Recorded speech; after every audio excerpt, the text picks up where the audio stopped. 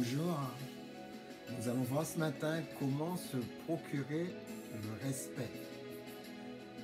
Vous savez, nous sommes tous des croyants, mais il y a néanmoins une lacune dans nos comportements. Comment faire réellement pour se procurer le respect? Parce que comme nous sommes gentils, la plupart des croyants sont gentils, alors les gens abusent. La plupart des croyants pardonnent, alors les personnes prennent ça pour de la faiblesse. Ils prennent ça pour de l'idiotie, parce qu'ils se disent, plus on leur fait du mal, plus ils pardonnent, alors qu'ils se ramènent pour qu'on puisse les frapper sur l'autre jour. Les amis, si vous voulez vous faire respecter en tant qu'enfant de Dieu, parce qu'un enfant de Dieu a droit au respect, vous devriez apprendre à faire exactement comme le Christ. Lui, il mettait des barrières. Et nous allons essayer de voir quelles sont les barrières que nous pouvons mettre. Pourquoi nous ne sommes pas respectés? Ou pourquoi la plupart d'entre les croyants ne sont pas respectés?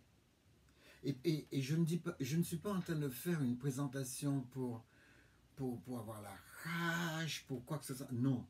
Je suis en train de faire une présentation pour que nous ayons un comportement qui nous valorise. D'accord? On nous dit de chercher l'intérêt de l'autre, mais nous devons être respectueux si nous voulons construire l'intérêt de l'autre. Je ne peux pas construire l'intérêt de l'autre si je n'ai aucune valeur pour l'autre. Si je cherche l'intérêt d'un individu qui me marche dessus comme une serpillière, qu'est-ce que je suis en train de faire? Quelle est l'image que je suis en train de donner du croyant? Vous verrez à quel point il est important d'être respecté, important d'être estimé, important d'avoir une valeur intérieure et extérieure. Les amis, nous avons déjà vu comment Jésus a couru, nous le reverrons tout à l'heure. Plus vous vous donnez, moins on vous apprécie. En général, c'est la règle. Plus vous vous donnez, moins on vous apprécie. Vous savez pourquoi? Parce que si vous vous faites tout le temps entreprenant, vous voulez aider, et dès que le voisin a quelque chose, vous courez pour l'aider, vous n'attendez pas qu'il vienne demander de l'aide, tellement vous êtes altruiste. Eh bien, le résultat, il n'a plus aucun respect pour vous. Il vous considère comme quelqu'un chez qui on peut venir prendre ce qu'on veut parce que vous êtes bête. Et vous allez avoir l'impression que vous faites quelque chose de spirituel, mais il n'en est pas du tout. Une chose spirituelle doit éduquer la personne en face. Rappelez-vous toujours cette phrase. Une chose spirituelle doit éduquer la personne en face. Et l'éducation de la personne en face, l'apôtre Paul dit que cette personne doit reconnaître, c'est trop fort ça, il doit reconnaître le bienfait que vous faites et donner gloire à Dieu. Mais si la personne ne le reconnaît que pour de l'idiotie, comment il peut donner gloire à Dieu? C'est dur ce que je dis, mais c'est la réalité de la vie. La vie, elle est comme ça. Et si je ne m'adapte pas à la vie, je vis comme quelqu'un qui croit qu'il est encore dans le jardin d'Éden. Non, ça fait un moment que nous avons été shootés hors du jardin d'Éden, vous savez pourquoi? Les amis, plus vous êtes patient, regardez bien, plus vous êtes patient avec certaines personnes, plus ils abusent de vous. Alors voilà la notion numéro 1 à retenir. Quand vous ne savez pas la valeur d'une chose, vous en abusez. Ça, c'est la première leçon à tirer du jardin d'Éden. Adam et Ève n'étaient pas conscients de la valeur de ce que Dieu lui a donné. Ça leur a été enlevé une fois pour toutes. C'est comme ça que ça se passe. Les gens abusent de vous parce qu'ils croient, ils ne donnent pas de valeur à ce que vous faites. Vous aimez une personne, vous passez tout votre temps à aimer cette personne et cette personne passe tout son temps à se mettre en difficulté parce qu'il sait que vous allez paraître.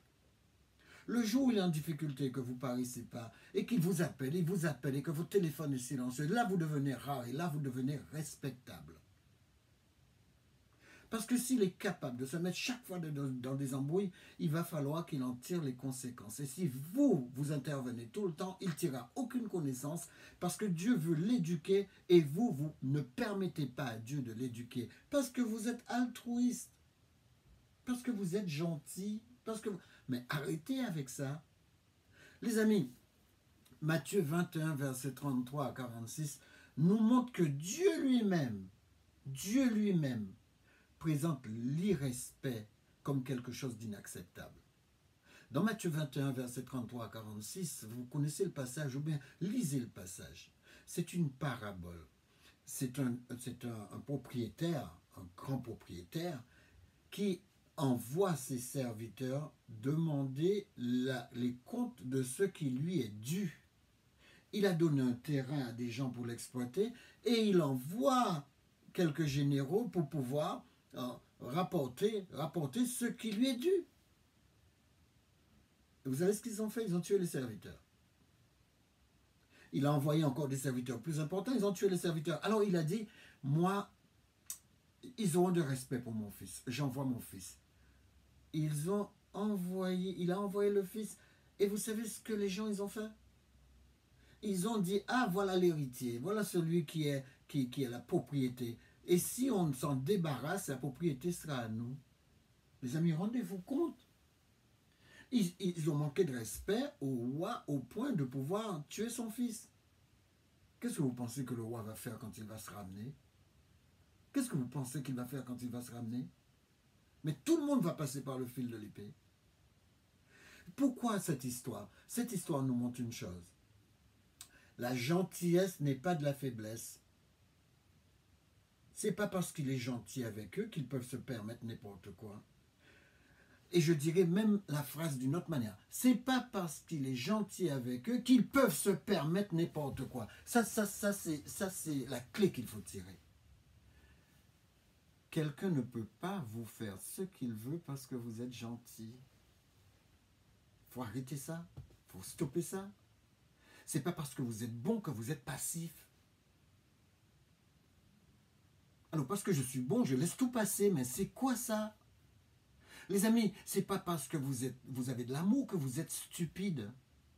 C'est pas parce que vous êtes miséricordieux que vous êtes idiot. Ça ne marche pas. Ça ne va pas ensemble.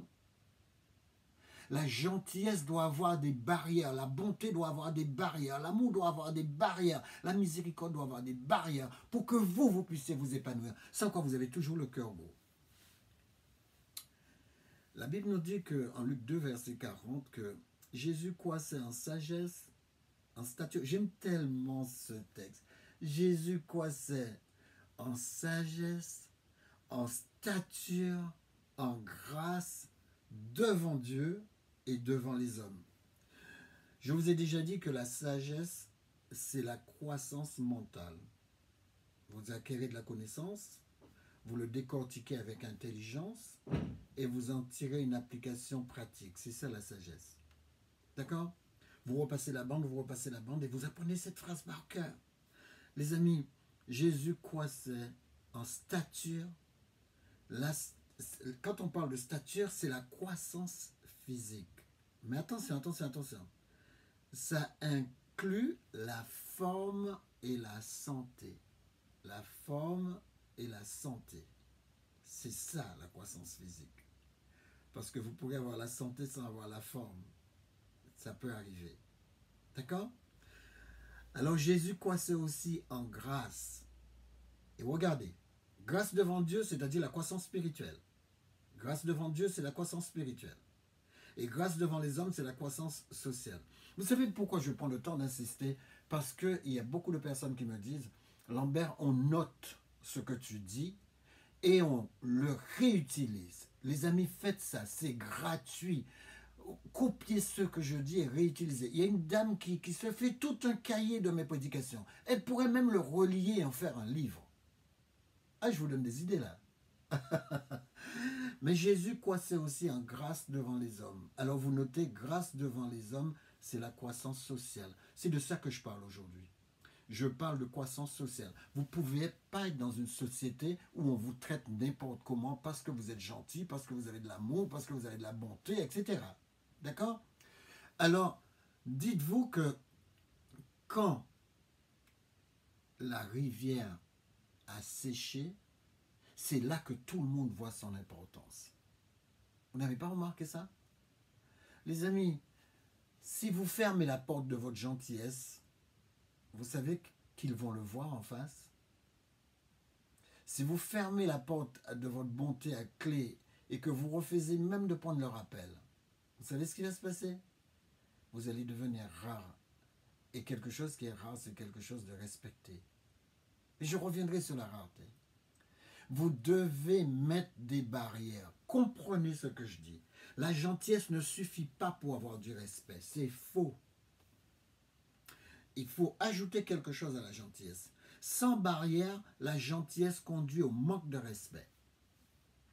Sans barrière, l'amour même conduit à l'ingratitude. Regardez certains enfants. Les parents leur donnent, ils leur donnent, ils leur donnent. Et quand les parents leur parlent, ils disent « keep ». Comme on dit aux Antilles. Ils considèrent ces parents qui leur donnent tout comme des gens banals, des gens qui sont ordinaires, des gens qui n'ont aucune importance. Alors que ces mêmes parents, quand ils sont sur leur lieu de travail, ils sont respectés. Quand ils sont à l'extérieur, le voisin les voit, les voisins, bonjour madame un-tel. Mais leurs enfants ne les respectent plus parce qu'ils ont essayé d'acheter leurs enfants. Ils ne se rendent pas compte qu'ils achètent leurs enfants bien malgré eux, en leur donnant tout. Vous savez, quand vous donnez un cadeau à un enfant, parce que l'enfant a bien travaillé à l'école, ce n'est pas la même chose quand vous lui donnez un cadeau parce que vos émotions sont simplement là et que vous entrez quelque part lui acheter un cadeau. Ce n'est pas la même chose. L'enfant trouve le cadeau pour lequel il a travaillé. J'ai travaillé à l'école. Maman m'a fait un cadeau. Waouh, j'ai gagné ça. Il trouve que ce cadeau a plus de valeur que le jour où vous lui avez un cadeau. Il dit, maman, c'est quoi ça? Ah, mais c'est un cadeau que je t'ai fait. Ah, tu m'as fait un cadeau? Les premiers temps, c'est, oh là là, je suis heureux que tu m'aies fait un cadeau. Les autres fois, oh, mais tu m'as encore fait un cadeau. Ça devient banal. Un cadeau ne doit pas être donné comme ça. Non. Et si vous éduquez vos enfants comme ça, ils éduqueront leurs enfants comme ça. Alors, sachez ce que vous faites. Parce que l'amour qui est simplement donné gratuitement comme ça, qui est donné sans que ce soit une raison de motivation, eh bien, ça finit par se banaliser. Quand vous dites à votre femme tous les matins, je t'aime, je t'aime, je t'aime, au début, c'est magnifique. Mais continuez à faire ça. C'est vrai que les gens ne prennent plus conscience. Vous êtes obligé d'arrêter un moment et l'utiliser à bon escient. D'accord? Je n'ai pas dit qu'une femme ne mérite pas un je t'aime tous les jours. Mais ça se gagne. Ça se gagne. Arrêtez de considérer l'amour comme quelque chose, eh bien, je vais donner, je vais donner. Vous savez, aimer, c'est donner, hein? Je vais donner, je vais donner, je vais donner. À un moment donné, ça vous revient comme en pleine figure. Pourquoi? Parce que les gens banalisent les choses qui sont gratuites. C'est comme ça. Regardez certaines personnes. Ils sont là, c'est pas rare pour eux de recevoir, je sais pas, ils ont un jardin, ils ont plein de fruits dans le jardin. Donc regardez, ils ne les ramassent même pas. Ils auraient pu le ramasser, faire une bonne œuvre, le donner aux voisins, faire quelque chose. Non.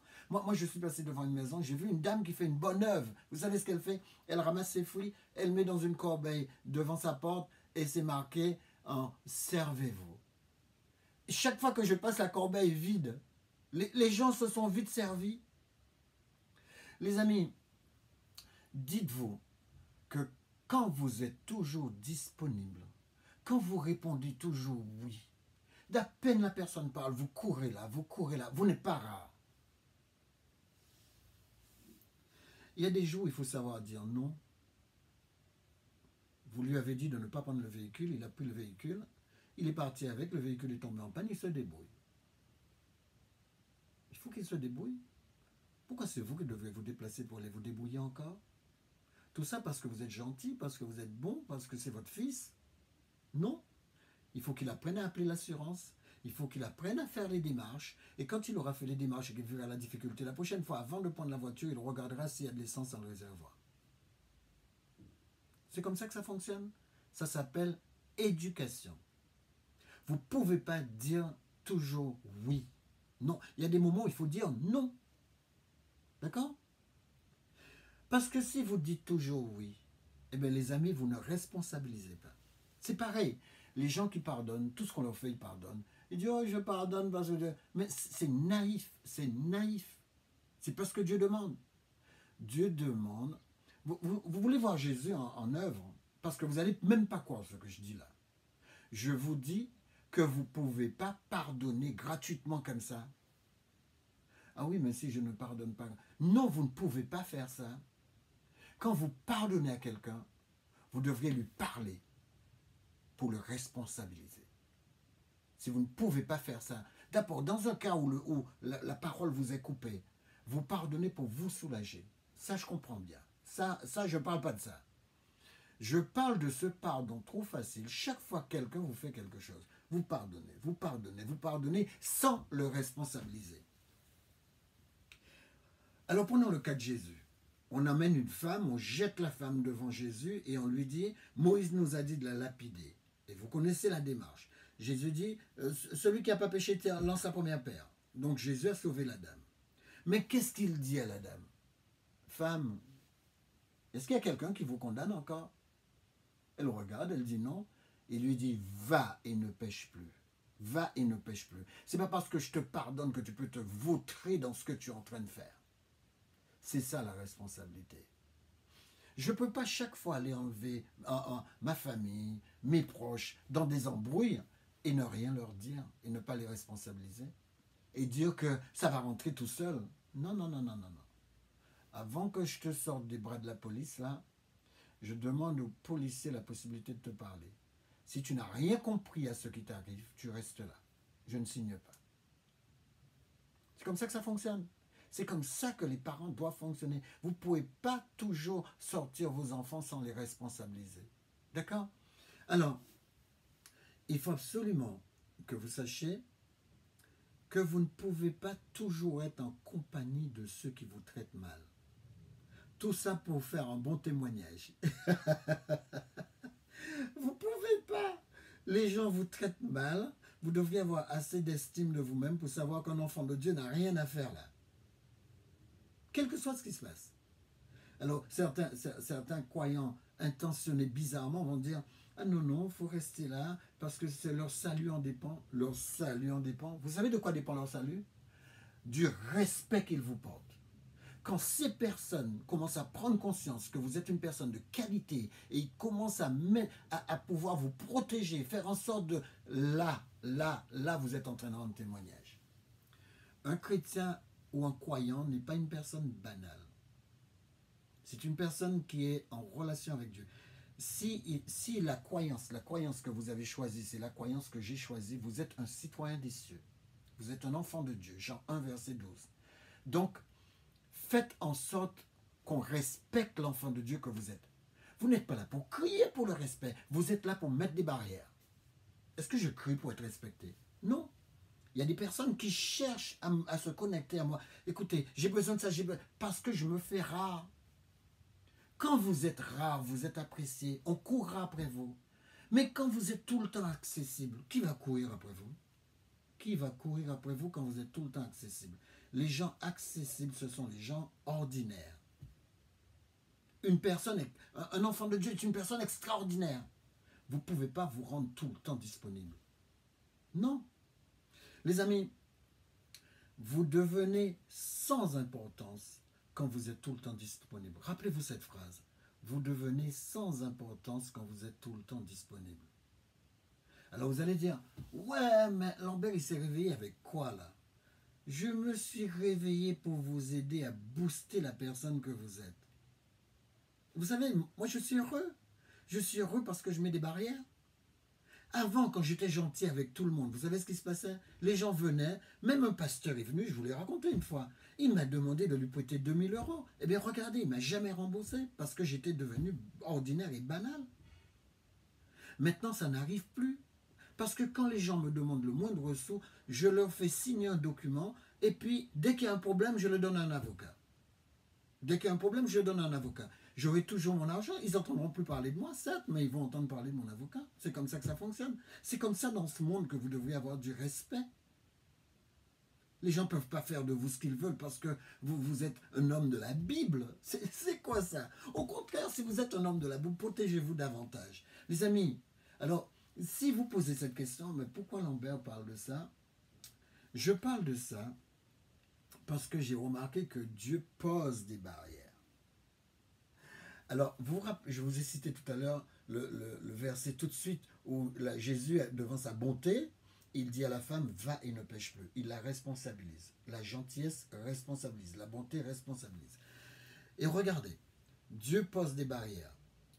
Dieu, quand il donne sa grâce, il y a toujours une condition. Certaines personnes ont dit que la grâce de Dieu était gratuite. Si, il est prêt à vous l'octroyer gratuitement, mais à condition que vous arrêtez avec vos péchés. Vous arrêtez avec votre malhonnêteté. Vous arrêtez de voler les gens. Vous arrêtez de haïr les gens qui sont autour de vous et d'être jaloux. Il y a des conditions. La grâce de Dieu ne performe pas dans des trous à rats. Non, non. Si vous êtes là en train de vous vautrer dans le mal, eh bien vous pouvez toujours crier. Moi, je connais plein de gens qui prient et qui ne sont pas exaucés. Ils prient et qui ne sont pas exaucés. Quand on leur dit nettoyez votre... L'apôtre dit nettoyez vos mains, hommes irrésolus. Nettoyez vos mains, hommes. Prenez Ésaïe chapitre 1, vous verrez ce que Dieu dit. Dieu dit qu'il vous bénira, certes, mais à une condition, que vous vous nettoyez. Il a donné tout ce qu'il faut pour se purifier. Il a donné tout ce qu'il faut pour vous sanctifier. Il a donné tout ce qu'il faut pour vous justifier. C'est là sa grâce. Mais sa grâce est donnée à des personnes responsables. Si vous ne faites pas une démarche, la grâce s'envole.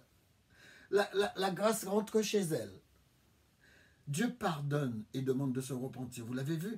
Mais il l'exauce à une condition.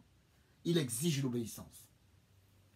Il dit, hey, tu m'aimes. Mon amour est tributaire de conditions. Si tu m'aimes, garde mes commandements. Jean 14, verset 15. Si tu m'aimes, garde mes commandements. Ce n'est pas une condition, ça? Dieu met des barrières. Dieu ne gaspille rien. Dieu n'est pas un Dieu de gaspillage. Rappelez-vous Jésus, même quand Jésus a nourri 5000 personnes et qu'il restait quelque chose, il a dit, ramassez toutes les miettes, mettez ça dans des paniers. Pas de gaspillage, pas de gaspillage. C'est pareil, Dieu ne gaspille pas sa grâce. L'amour de Dieu est inconditionnel, les amis. Je suis d'accord avec vous. Mais pas sa récompense. Et je voulais vous expliquer cette phrase. L'amour de Dieu est inconditionnel parce que plein de gens parlent de ça. L'amour de Dieu n'est pas inconditionnel quant aux émotions. Parce que des fois, Dieu vous aime et des fois, il vous fiche une baffe. Il vous donne une bonne baffe. Et il le donne avec colère. Il dit, je suis un Dieu de colère. D'accord? Il le donne avec colère. Il vous punit même par sa jalousie. D'accord? Ça veut dire que ses émotions ne sont pas inconditionnelles. Qu'est-ce qui est inconditionnel dans son amour? La partie émotionnelle n'est pas conditionnelle dans l'amour de Dieu, parce que Dieu passe d'une émotion à l'autre. Mais l'inconditionnel est placé dans le choix qu'il a fait. Il a fait le choix de vous aimer, et cet amour est inconditionnel. Que vous deveniez voyou, que vous finissez en prison, que vous finissez sous la chaise électrique, Dieu vous aime.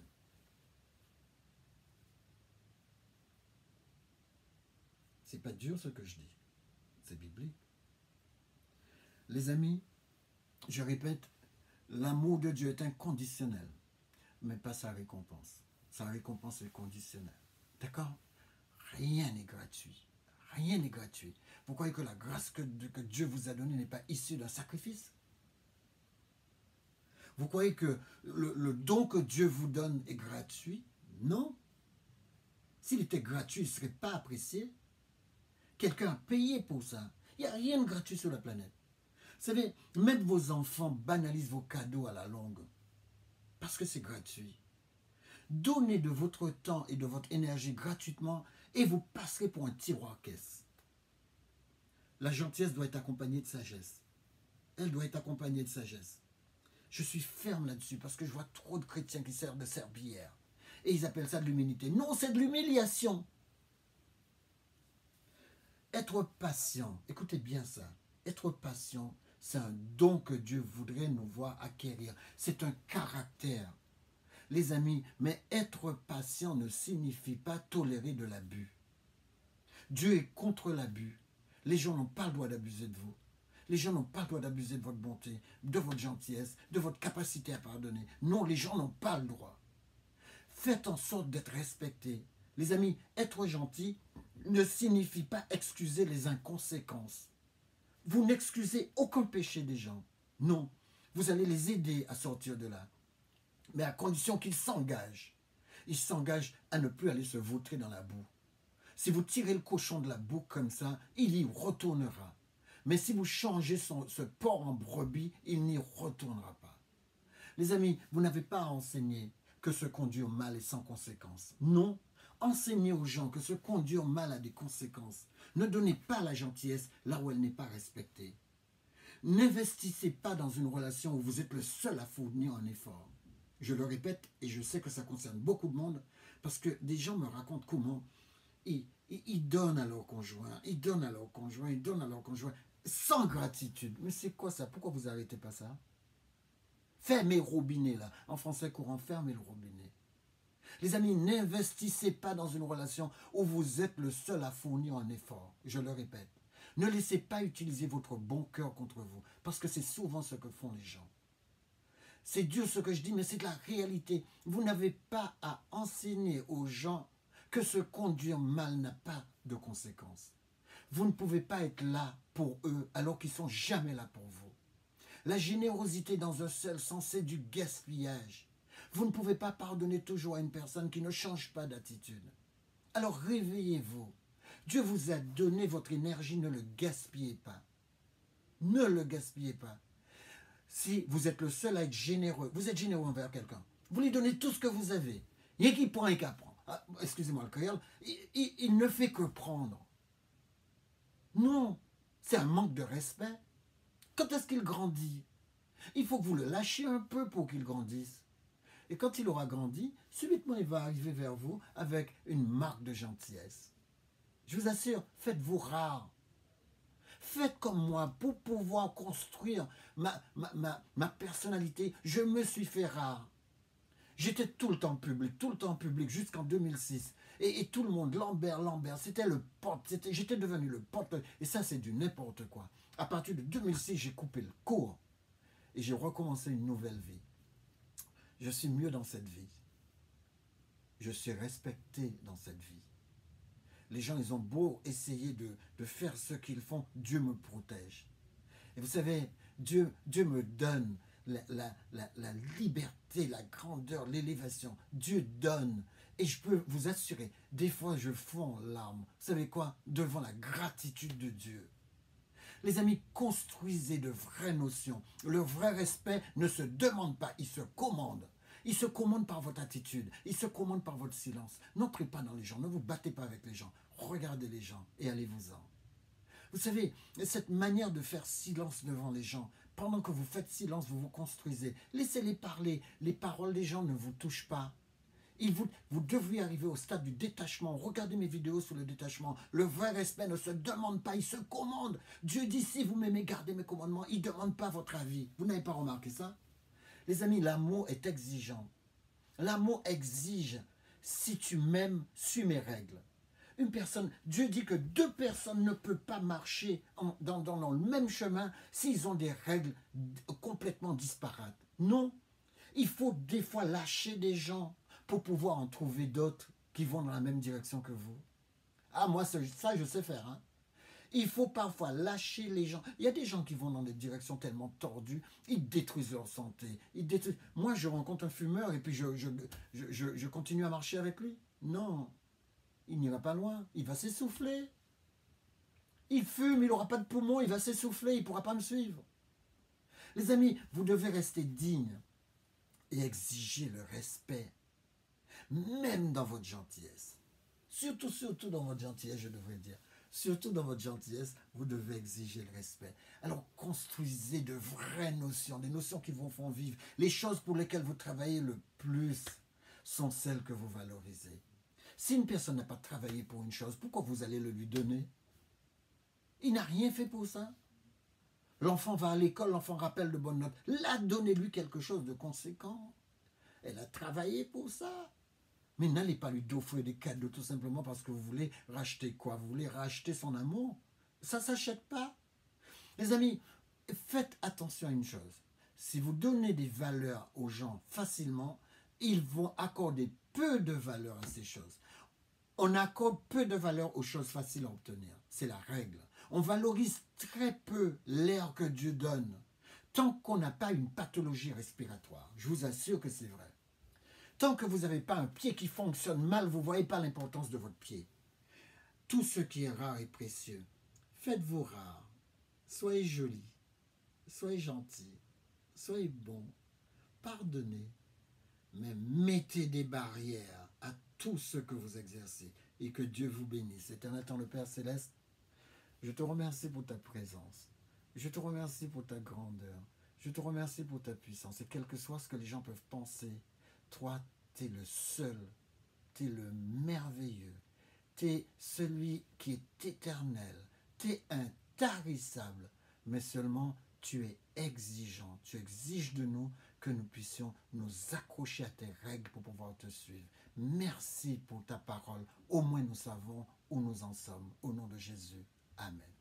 Que Dieu vous bénisse. Que Dieu vous garde. Shabbat Shalom pour ceux qui savent ce que ça veut dire. Mais sachez une chose. Je vous aime. Je vous aimerai toujours. C'est pour cela que je fais ces vidéos. Que Dieu vous bénisse.